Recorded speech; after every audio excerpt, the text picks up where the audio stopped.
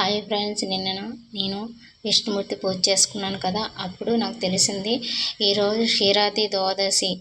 విష్ణుమూర్తి 4 నెలల తర్వాత నిద్ర నుంచి మేల్కుంటారు. ఉదయాన్నే తలంటూ స్నానం చేసి విష్ణుమూర్తిని పూజిస్తే విష్ణుమూర్తి ఆశీస్సులు మన మీద ఉంటాయని చెప్పారు.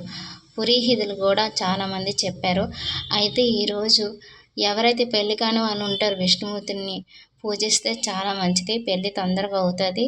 భార్యాభర్తల మధ్య ఇబ్బంది ఉన్న వాళ్ళకి పూజ చేస్తే చాలా మంచిది. అలాంటివి ఏవి ఉండకుండా మంచిగా సౌభాగ్యతంగా ఉండేలాగే జీవిస్తారనమాట.